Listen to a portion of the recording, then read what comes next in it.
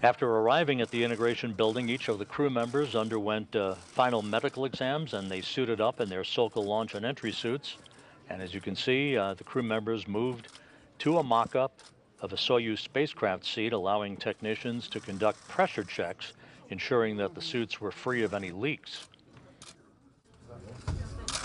Good view of Tracy Dyson there, having her suit undergo its pressure check.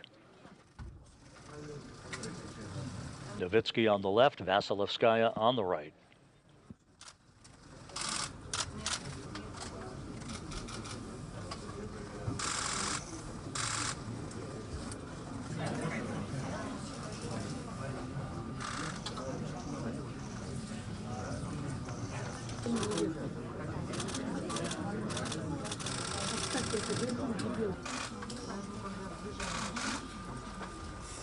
As usual, separated by a pane of glass to maintain quarantine, all of the family members and invited guests waving to the crew as they underwent their pressure checks.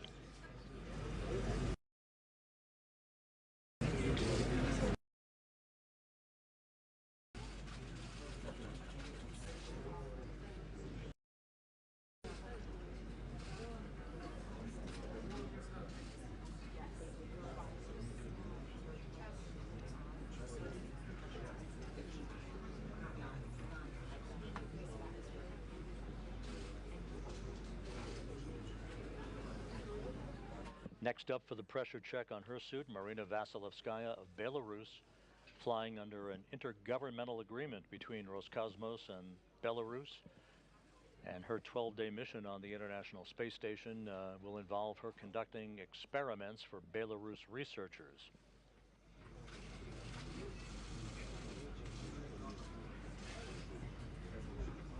Doing well. Good. Like, How was it?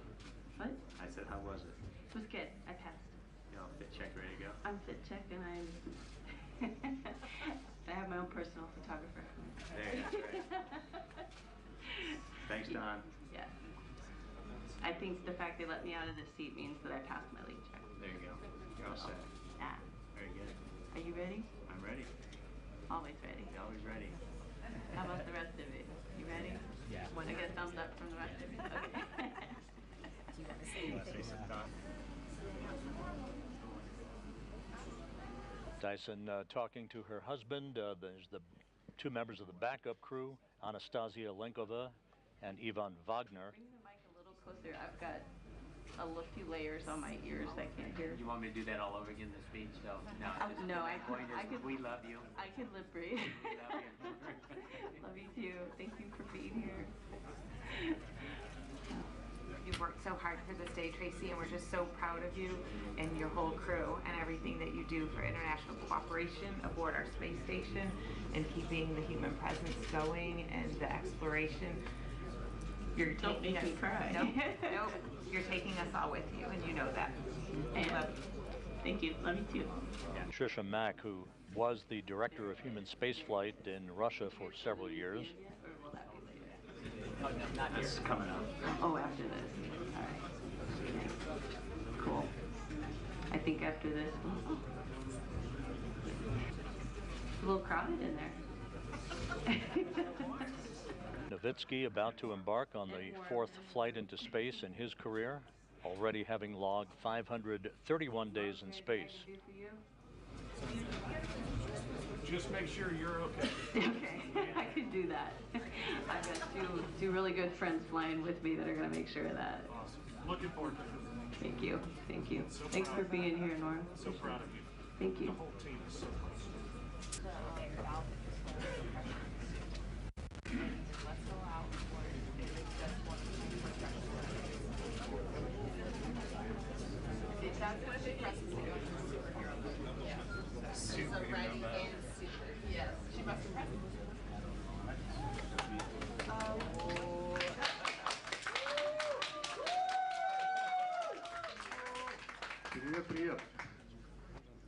Marina, hello. It's a big honor for me and a big responsibility to be in this unbelievable mission. This is our national project. It's such a big honor. I'm so proud to represent our republic I am so proud that we have this project. Dear daughter, all of Belarus is supporting you. Thank you so much. Thank you to all of you for coming. Thank you, Lukashenko, for organizing this project, for creating it. So many words have already been said, so many good words. I'm so glad that we're in a great mood. We woke up bright-eyed and bushy-tailed and ready to go. And we are with you in spirit. We are holding you in our thoughts. We'll be in touch. We'll be talking in the morning, in the evening. We are absolutely certain that everything will be good. We are absolutely with you all the way. Thank you so much. We'll be back and we'll see each other soon. We'll be waiting for you. Thank you.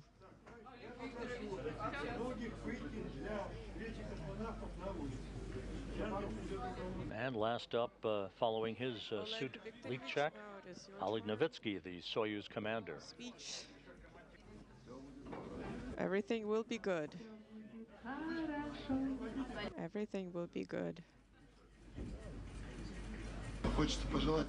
We want to wish you a good flight, a great expedition. I hope that you will be able to perform all of the tasks that have been set before you.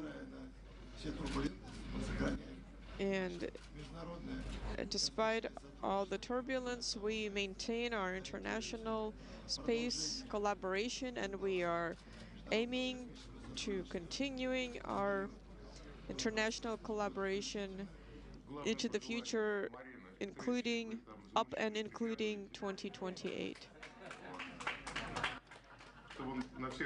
Please be sure to keep an eye on Oleg, Marina. Make sure that he presses all the right buttons. Oh, you got it.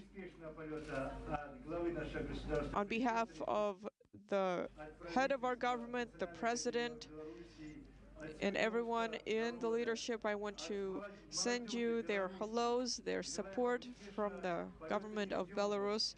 We wish you a most successful flight, and we are so excited to see you back here on Earth when you come back.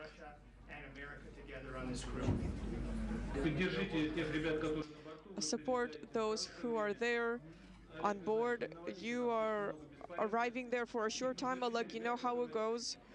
Don't make too much of a mess, but please support the crew members that are there for a long time. All the best of luck to you, and come back safely. Thank you so much. Thank you.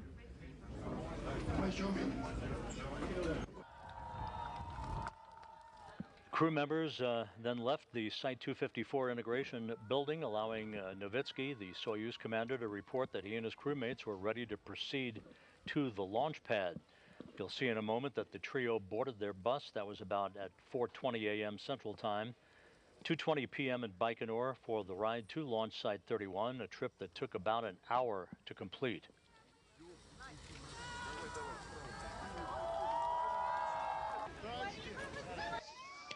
Best of luck to everyone. Chanting Belarus.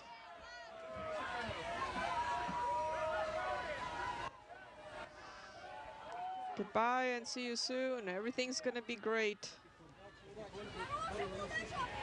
Have a safe and joyful flight.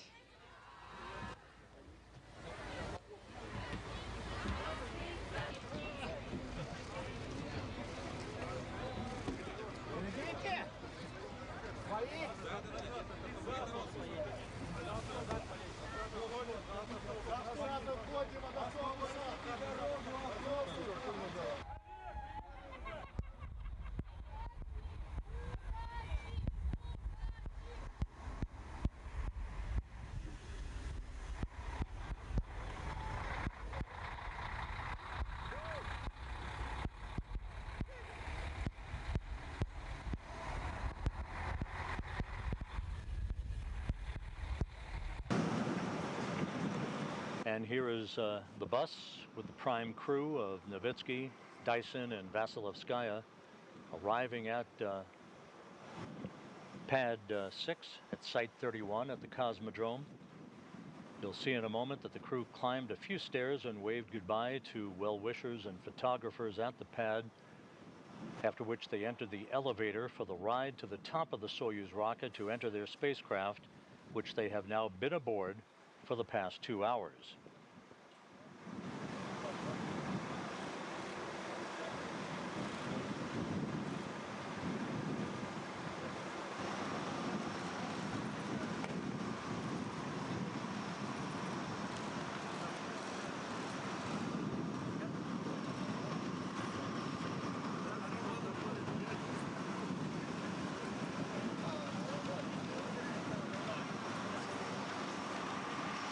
And you see Tracy Dyson accompanied there by Ken Bowersox, NASA's Associate Administrator for Space Operations.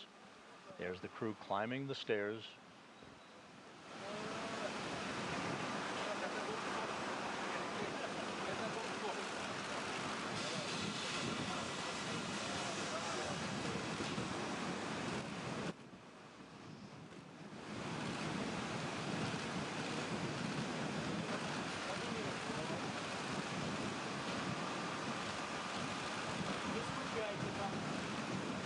Don't get too lonely up there.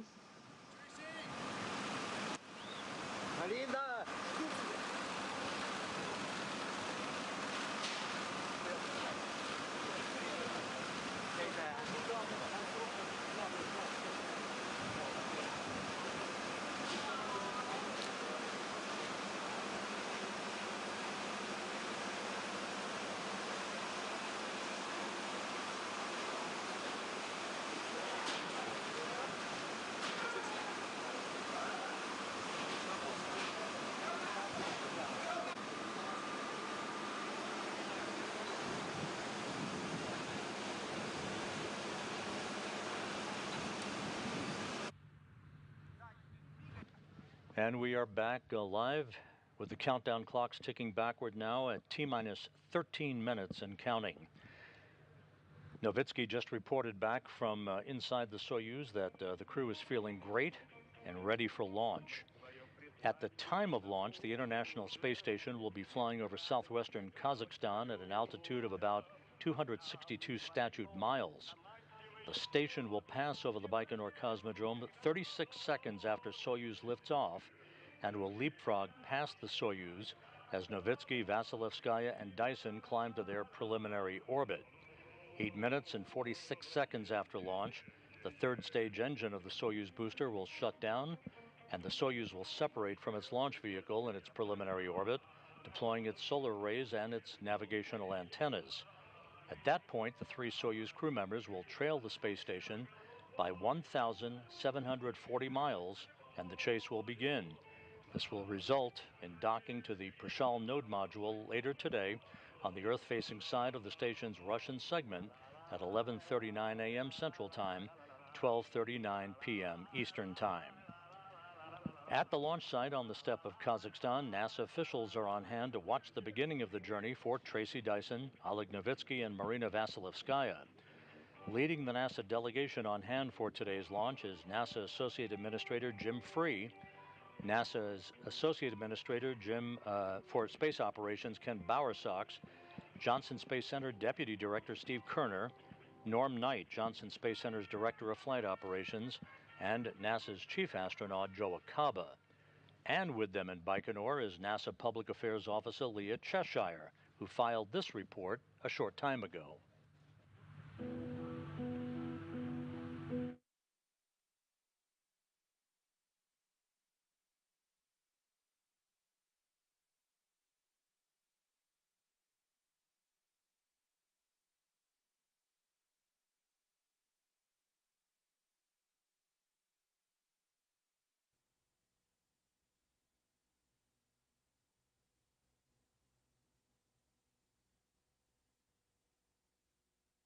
Hi, Rob. We're here at the launch viewing site at the Baikonur Cosmodrome in Kazakhstan. It's sand as far as the eye can see, except for the star of the show tonight, which is the Soyuz rocket atop Pad 31, just about 2 miles away from us.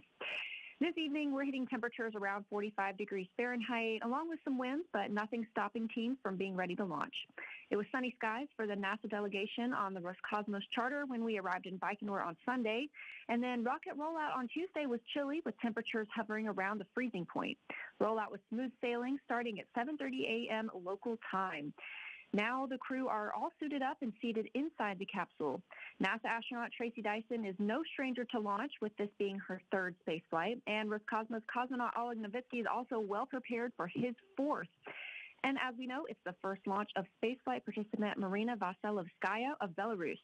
Some of Tracy Dyson's family is here supporting and cheering her on, and the NASA group can't wait to see her on the space station. So we are looking forward to liftoff and seeing Soyuz take to the skies. And with that, I will send it back to you, Rob. Thank you, Leah. We're at the T-minus 9-minute, 35-second mark. Launch readiness has been confirmed. The crew's been told to close their visors. Helmets are now closed. Everything is in readiness. All three crew members. At about the T-minus 7-minute mark into the countdown, the Soyuz booster will be declared ready for launch. Telemetry will be received from the rocket, indicating that all primary and backup systems are set to support liftoff.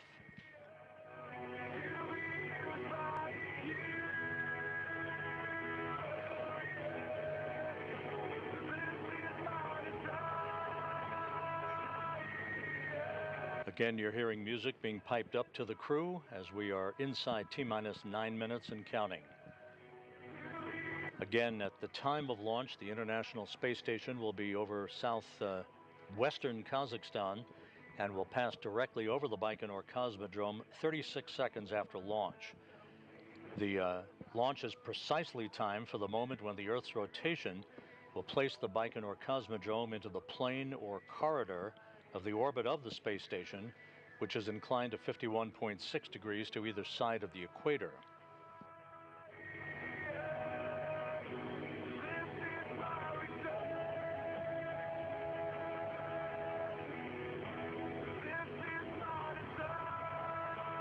And a view of Tracy Dyson inside the descent module of the Soyuz MS-25 spacecraft, adjusting her straps, getting ready for launch. Less than 8 minutes from now, about to embark on the third mission of her career to the International Space Station. Again, Dyson first flew on the Space Shuttle Endeavour in 2007 on an assembly mission to the station, and then 3 years later in 2010 as part of the Expedition 23 and 24 crews. Now she'll be part of Expedition 70 and 71.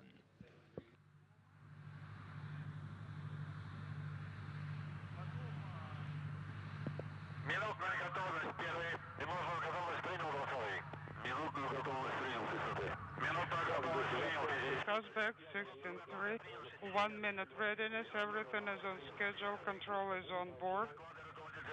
The launch will be broadcasted, copy all, and everything is okay on board. We are ready for launch. You heard the report from the blockhouse in Baikonur to Soyuz Commander Oleg Novitsky as we are inside 7 minutes now till launch. All is in good shape. No issues being reported from the blockhouse in Baikonur. It is solid overcast at the launch site, so we likely will not see the rocket for very long off the pad, but we hope to receive interior views of the crew at least for the first couple of minutes before the cameras will switch to a camera on the upper stage of the Soyuz booster for the climb uphill. Первый, сбросшего объекта проведен. Замечаний нет. Космический аппарат к запуску готов. 60-й. Доклад 60-го принял. Первый. And from another camera inside the descent module, you see Oleg Novitsky on the left and Marina Vassilyevskaya on the right as they continue to move through their procedures in the final minutes of the countdown. We're inside 6 minutes now till launch. At this point, the launch key has been inserted in the launch bunker. This is a real key that transitions an automated launch sequence for the remaining minutes of the countdown.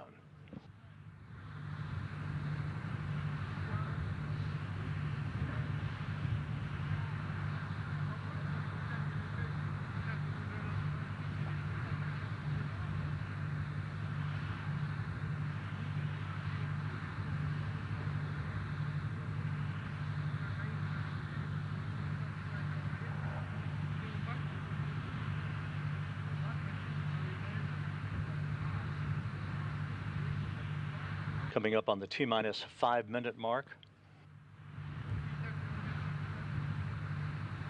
Again, this is one of 2 launches today to the International Space Station. Standing in the wings, a SpaceX Falcon 9 rocket at pad 40 at the Cape Canaveral Space Force Station, ready to launch at 3:55 p.m. Central Time, 4:55 p.m. Eastern Time, on a commercial resupply mission to deliver some 3 tons of supplies and science to the International Outpost. Its arrival scheduled for Saturday morning. The Launch Control Center at the blockhouse reports that the range is clear. Soyuz is ready to begin its journey.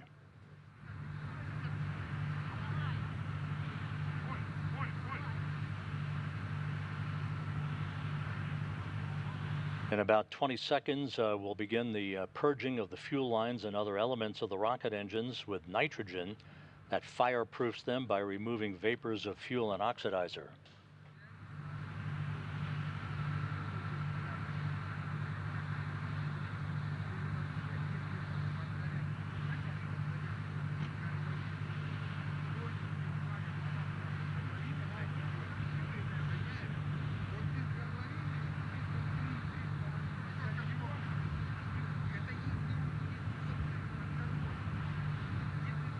Aboard the International Space Station, the crew has been informed by Mission Control here in Houston that everything is go for launch 3.5 minutes from now.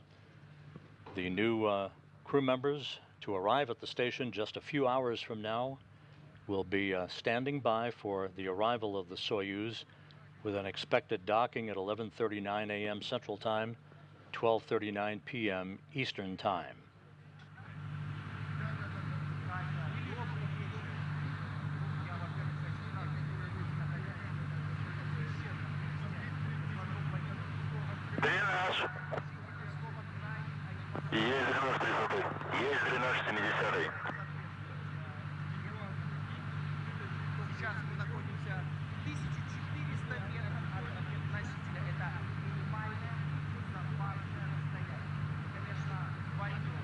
T-minus 2 minutes 45 seconds. The booster's fuel tanks are now being pressurized for flight. This will optimize the flow of fuel, helping to add structural support for the Soyuz 2.1A booster. Oxidizer and fuel drain confirmed. Copy your report, Department 1. Booster propellant tank pressurization is initiated. Confirmed. Coming up on the T-minus 2-minute mark.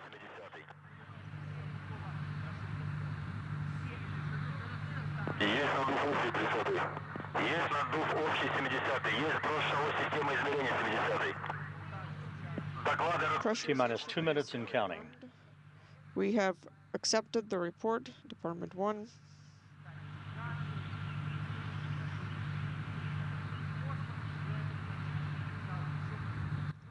A few seconds from now, the ground propellant feed will be terminated, and the Soyuz will go on internal power.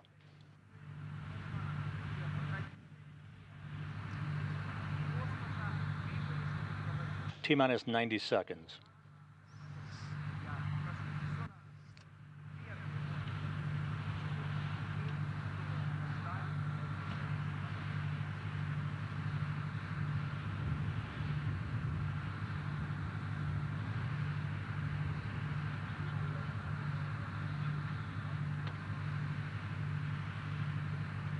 Coming up on 1 minute. The first of those 2 umbilicals that you see on the side of the Soyuz will retract at about the T-minus 30-second mark.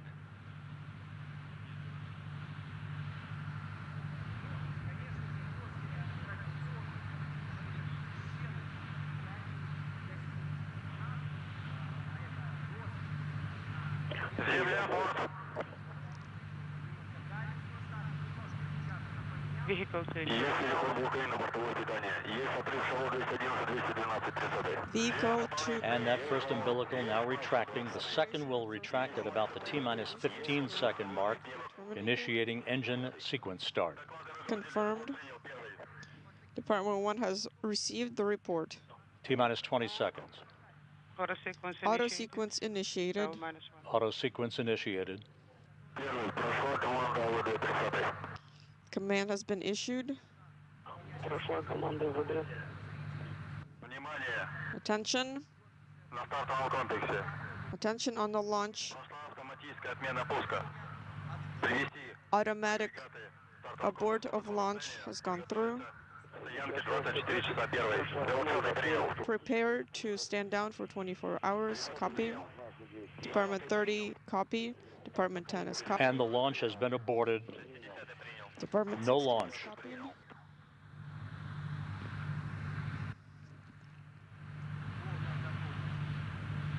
The countdown made it to the final 20 seconds, and then the command was issued to abort the launch. We do not know the reason for that at this point.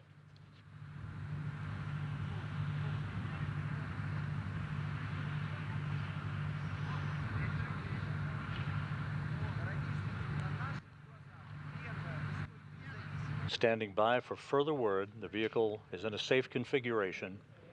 The Soyuz launch to the space station has been aborted.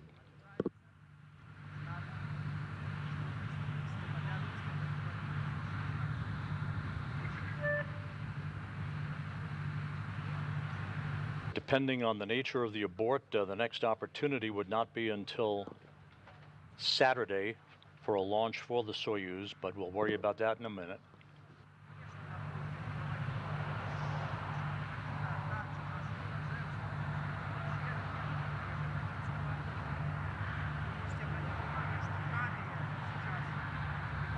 Once again, the countdown was proceeding flawlessly until about the T-minus 20-second mark.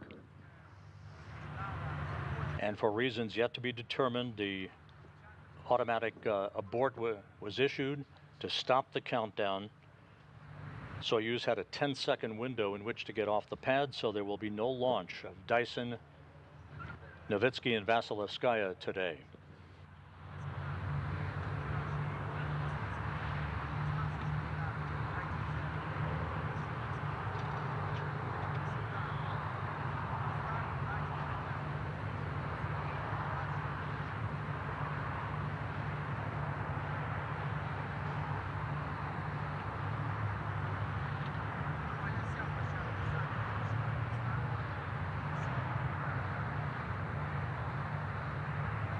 With the Soyuz launch having been aborted, we'll be standing by also for further word on what impact, if any, this might have on the Falcon 9 launch of the commercial resupply mission later today of the SpaceX Dragon.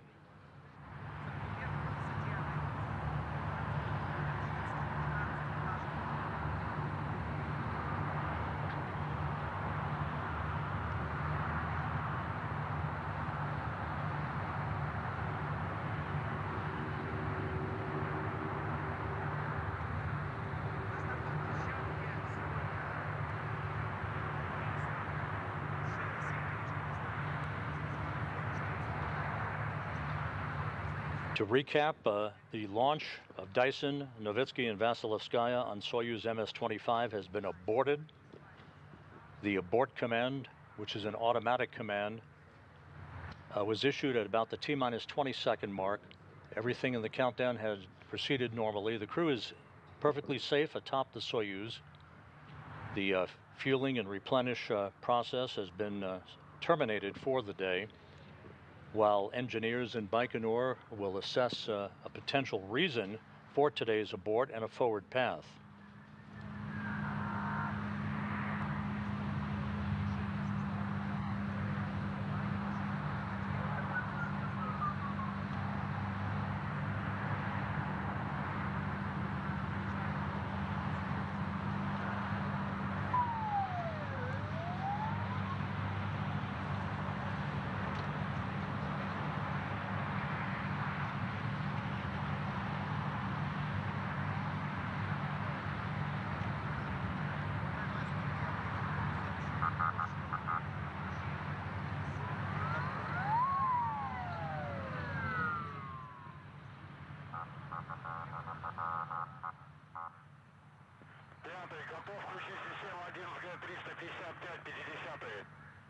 Fifth to the 50th, ready to activate system. Go ahead for station. Hey, Matt, you've got Costa here. We want to give you guys a status. Our Soyuz launch was commanded aborted about T-minus 20 seconds. Crew safe, everyone's safe on the pad. We're standing by for more info, and we'll get you what we have when we have it.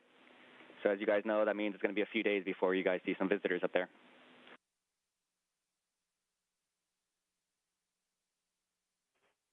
Station copies aborted. Most importantly, station copies crew are safe.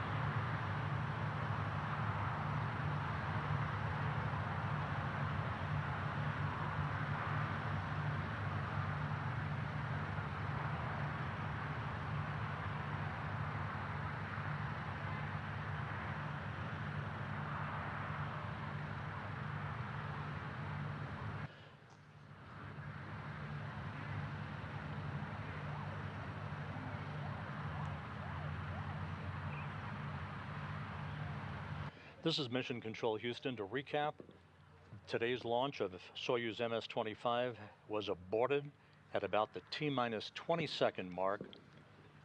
The retraction of the second umbilical buttressed up along the side of the Soyuz 2.1A booster occurred, but there was no initiation of the engine sequence start that is typically expected at that point, and the automatic command to abort the countdown was issued, stopping today's launch. There are engineers already at the launch pad to assess what may have triggered today's abort. It is not known yet what the cause was. The crew is safe on top of the Soyuz vehicle. Work will begin to get that crew back out of the Soyuz and back to their Cosmonaut Hotel crew quarters a short time from now. The next opportunity, pending a resolution of what forced the abort today, would be Saturday morning,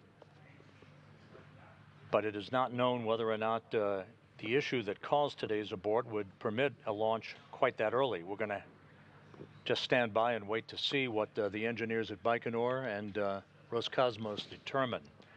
If they are able to launch Saturday morning, it would put docking to the space station on Monday morning.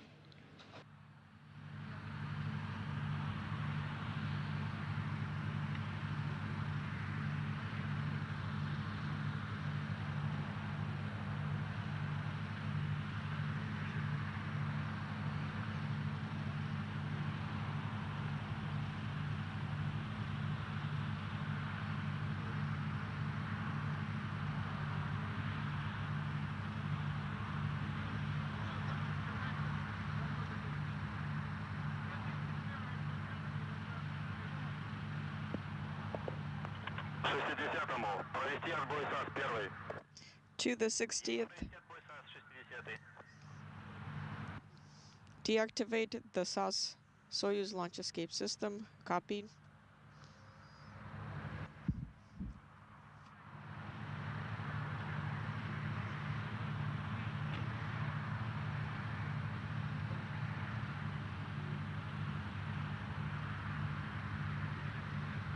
This is Mission Control Houston. As you can see, continuing to receive video from the launch pad 6, Site 31.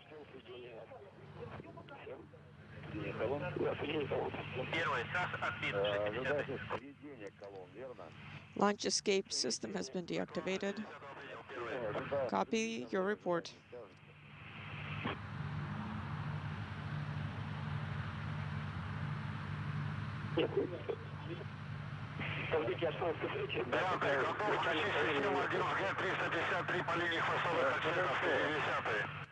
Ready to activate system.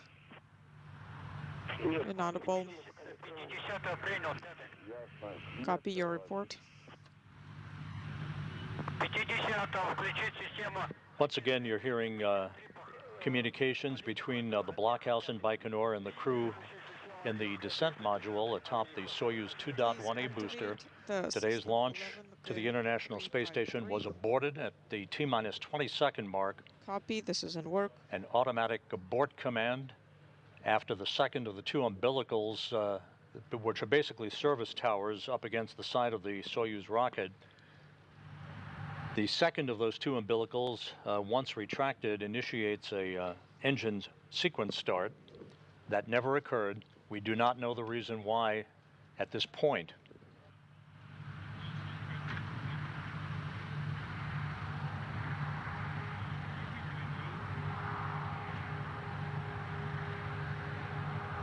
The crew on board the International Space Station was informed by Mission Control a short time ago that the launch had been aborted. So no visitors to the International Space Station today. The next opportunity to launch, pending a resolution of what happened today, would be Saturday morning. And we don't know the impact yet on whether or not this will have any impact on the launch of CRS-30, the SpaceX Falcon 9 launch of the resupply mission to the station that is scheduled for this afternoon from the Cape Canaveral Space Force Station, with a docking to the station scheduled for Saturday morning.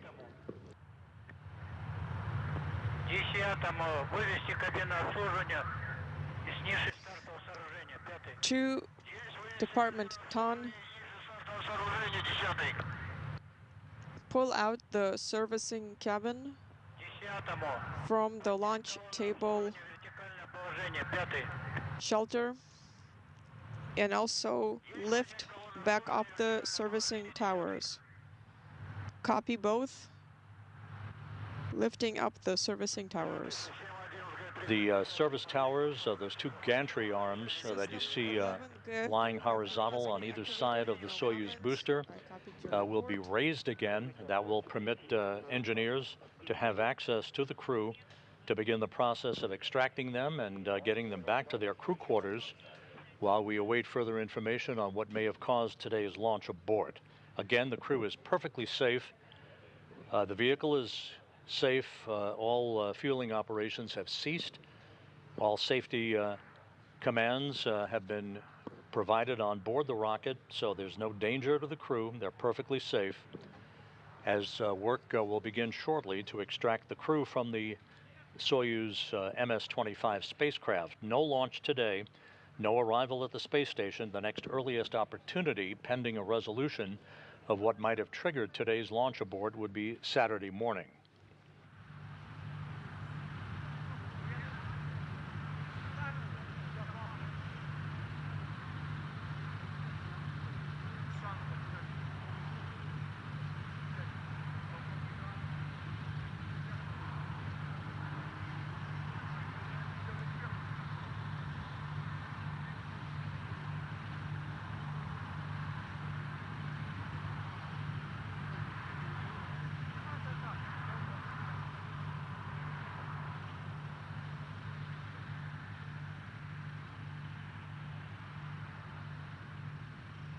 And as we approach sunset at the Baikonur Cosmodrome in Kazakhstan, the gantry arms are beginning to be raised following today's abort that occurred just 20 seconds before liftoff, as we stand by for more information from the launch site on what might have caused today's launch postponement.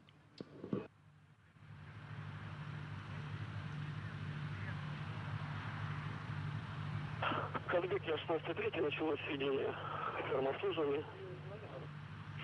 Вас понял. Ждем.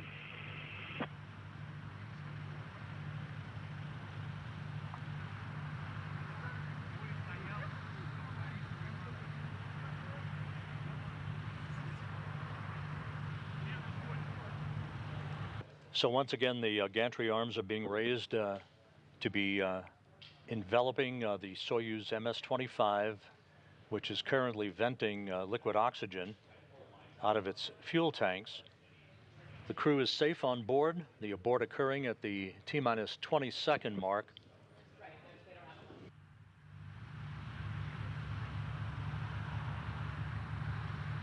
We will await official word. The preliminary word is that the Falcon 9 launch of the CRS-30 resupply mission to the station will likely proceed as planned today, with a docking scheduled on Saturday morning to the International Space Station. Launch lead Kazbek. Go ahead. Well, then SAS launch escape system is off. May we now open our visors once the towers are in place? Only then you will be able to do that. Okay, copy.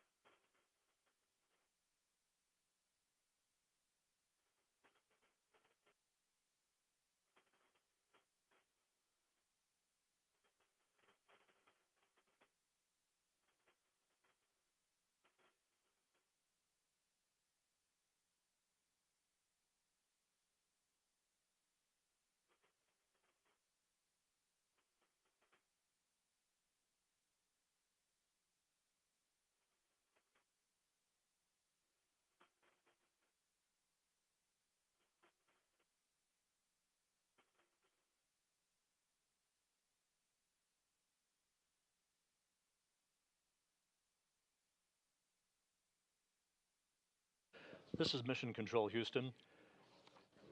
With the crew safe aboard the Soyuz MS-25, you continue to watch the gantry arms being folded around the Soyuz 2.1A booster. Just to recap, the launch of Tracy Dyson, Oleg Novitsky, and Marina Vasilevskaya to the International Space Station today was aborted at the T-minus 20-second mark.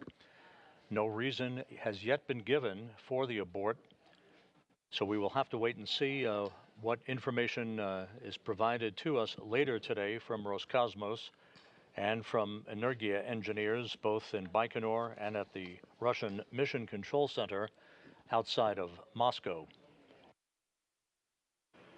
For now, we're going to wrap up our coverage of what had hoped to have been the launch of Dyson, Novitsky, and Vasilevskaya to the station. And again, we'll provide additional information on the web at nasa.gov/station and on the Space Station blog as soon as that information is available. For now, the crew is safe on board Soyuz MS-25. Work will now begin to extract the crew from the spacecraft and get them back to their crew quarters at the Cosmonaut Hotel. For now, this is Mission Control Houston.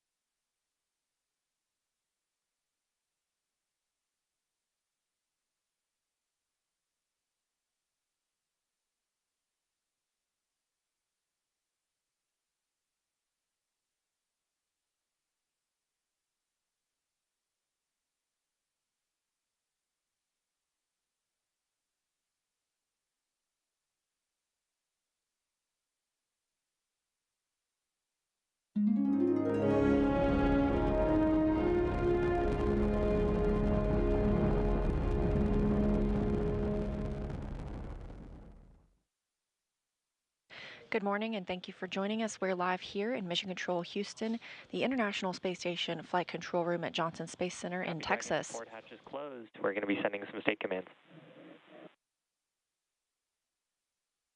The departure of Crew 7 this morning comes just about a week after the arrival of Crew 8 to the International Space Station, bringing 4 new crew members. So over the last week, we've had a total of 11 astronauts and cosmonauts aboard the International Space Station.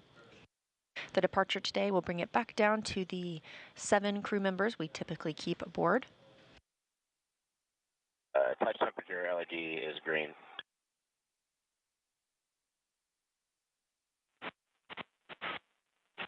We copy green.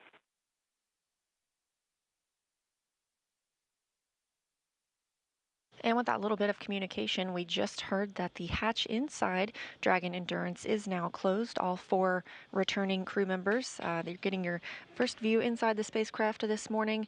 They are now inside. Looks like Andy Mogensen there.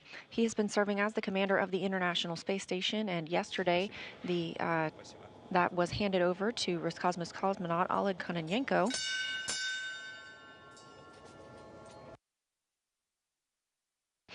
Currently aboard the International Space Station, we have Commander Oleg Kononenko of Roscosmos, along with Nikolai Chub, NASA astronaut Laurel O'Hara,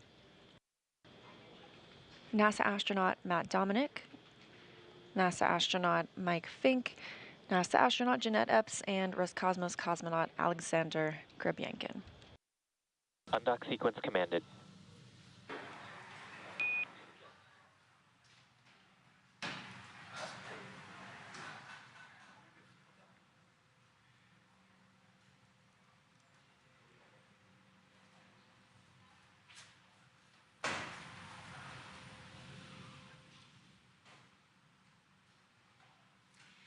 And we did just hear that call up to the crew that the undock sequence has begun. Umbilicals are demated, nominal.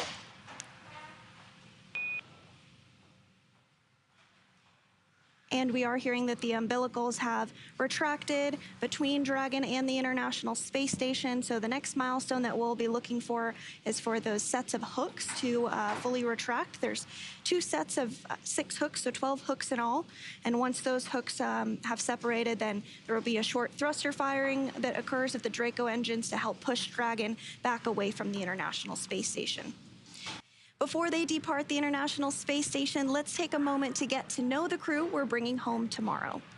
Lieutenant Colonel Jasmine Mogbelli hails from Baldwin, New York, and earned a bachelor's degree in aerospace engineering from the Massachusetts Institute of Technology and a master's degree in aerospace engineering from the Naval Postgraduate School. She also graduated with honors from the U.S. Naval Test Pilot School. As an AH-1W Super Cobra pilot and Marine Corps test pilot, she has flown more than 150 combat missions.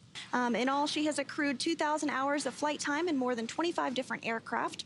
At the time of her selection as an astronaut, Mogbelli was testing H-1 helicopters and serving as the Quality Assurance and Avionics Officer for VMX-1. She's also the proud mom of twin girls. With this mission, she will have logged an estimated 199 days in space during her first flight, including 6 hours and 42 minutes during her first spacewalk. Today, she is the commander of Crew 7. Sitting next to Jasmine is pilot Andreas Mogensen. This is Mogensen's second trip to the space station. His first was as the flight engineer for the ESA IRIS mission in 2015. He was born in Copenhagen, Denmark, and graduated with an international baccalaureate from the Copenhagen International School, a master's degree in aeronautical engineering from Imperial College London, and a doctorate in aerospace engineering from the University of Texas at Austin. In 2015, Mogensen became the first Danish person to go to space and currently is serving as the European Astronaut Liaison Officer to NASA's Johnson Space Center in Houston. With this mission, he will have logged 209 days in space across 2 flights. In the role of mission specialist is Japan Aerospace Exploration Agency astronaut Satoshi Furukawa. Furukawa's interest in space began when he was just 5 years old and saw the Apollo 11 moon landing on TV. Furukawa was also a fan of the Japanese TV space hero Ultra 7. His professional career began as a medical doctor, but after seeing a news report about Japan auditioning for new astronauts to do science experiments on the space station, he decided to apply. He was selected by the National Space Development Agency of Japan to be an astronaut candidate in 1999, and his first mission to the space station was as flight engineer for Expedition 28 and 29 that launched from the Baikonur Cosmodrome in June 2011. Following this mission, he will have logged 366 days in space across his 2 trips. And to round it out, mission specialist Konstantin Borisov was selected to be a cosmonaut in 2018, and this was his first trip to space. He has a Bachelor of Economics from the Russian Academy of Economics, a Master of Science in Operations Research and Systems Analysis from Warwick University in Coventry, UK, and a Master in Aircraft Life Support Systems from the Moscow Aviation Institute. He has worked for companies such as Volvo and the Boston Consulting Group. He's also an experienced freediving instructor and an international freediving judge. He will end this mission logging 199 days in space. Thanks, Sandra. We just heard that separation is confirmed. The International Space Station and Dragon flying 261 statute miles over Hawaii at 10:20 a.m. Central Time, 11:20 a.m. Eastern Time. Just received confirmation of a nominal depart zero burn. Is complete and nominal.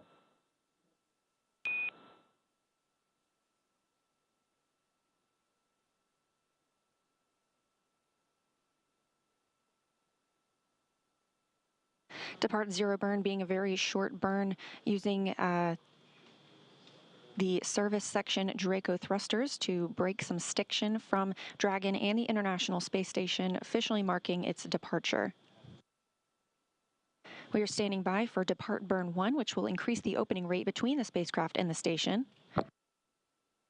Again, at this time, the crew are all suited up and in their seats. They'll have an opportunity to get out of those suits shortly and prepare for their longer ride home. Standing by for confirmation that the Depart Burn 1 has begun. And we did hear that that burn has begun.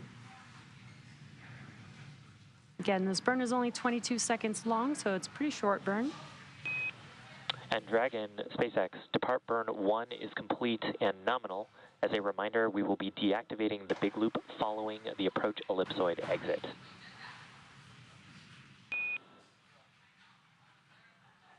Okay, Dragon copies. Depart 1 burn is complete. And station from Dragon, we wish you the best of luck. For those staying on board on Expedition 71, we hope it does filled with laughter and fulfilling science as ours was. For Laurel, we'll see you in a couple weeks, and we left you some peanut butter and tortillas in Node 1.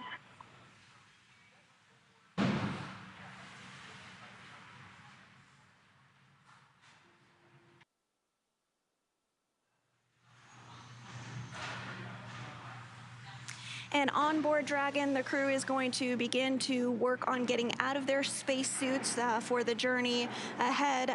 They are splashing down early tomorrow morning, so they're going to get comfortable. They do wear those spacesuits during some of the more dynamic phases of the mission, such as launch, as well as docking and undocking, and of course, splashdown. But now that they have successfully undocked from the International Space Station at 8:20 Pacific, about 12.5 minutes ago, they are able to get out of those spacesuits, get comfortable, maybe have a meal, and just enjoy their last few hours in orbit. Crew 7 was the first crew in which all 4 seats were occupied by a member of a different nationality or a different partner country. Jasmine Mugbeli is our NASA astronaut aboard, joined by Andreas Mogensen of ESA, the European Space Agency. Satoshi Furukawa is from the Japan Aerospace Exploration Agency, or JAXA, and Konstantin Borisov comes to us from Roscosmos.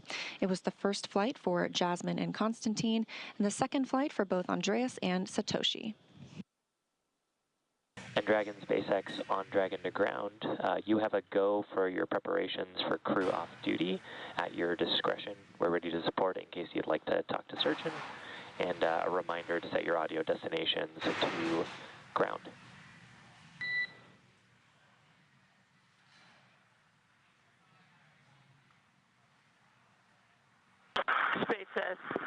Dragon on Dragon to ground. We copy all, and now we're going to configure for crew off duty. Good repack, Dragon. And those words from the ground up to NASA astronaut Jasmine Mogbelli, letting them know that now that they're out of the approach ellipsoid, they can get configured for a crew off-duty period as they wait splashdown early tomorrow morning. The crew is going to get out of their spacesuits and get comfortable for the remainder of their journey. So again, the crew is now out of the approach ellipsoid, which means that the spacecraft would not cross into the approach ellipsoid for at least 24 hours. Again, even if it lost all maneuvering, and we call that a safe free drift trajectory. And with that, now that NASA astronaut Jasmine Mogbelli, ESA astronaut Andy Mogeson, JAXA astronaut Satoshi Furukawa, and Roscosmos cosmonaut Konstantin Borisov have departed the International Space Station, it will take them about 18.5 hours until they make their way back down to Earth. The crew is currently doffing their spacesuits, or they may have actually completely gotten out of their spacesuits to settle in for the flight home. And today, Dragon is targeted to splash down off the coast of Florida at 5:50 a.m. Eastern Time tomorrow morning, or 2:50 a.m. Pacific Time, on March 12th, followed by the crew getting picked up by sea by one of SpaceX's recovery vessels. As they rest up, our teams here will continue to keep an eye on the weather to ensure a safe return to Earth for Dragon and our Crew 7 astronauts. And though our coverage here in Hawthorne is wrapping up for this morning, we will turn it over to the NASA team in Houston to take us through the next phases of the Crew 7 mission. Our friends at the Johnson Space Center will provide continuous live audio-only coverage along Crew 7's journey home until we rejoin from Hawthorne approximately 1 hour prior to splashdown. You can find the audio-only link by visiting nasa.gov/live and clicking the mission audio link, or searching for NASA Mission Audio Live Feed on YouTube at go.nasa.gov/live-ISS. Meanwhile, we will rejoin for live visual coverage starting roughly 1 hour prior to splashdown. And as always, you can find mission updates on X at NASA, at SpaceX, and on the web at nasa.gov. Thanks for watching, and we'll see you again soon.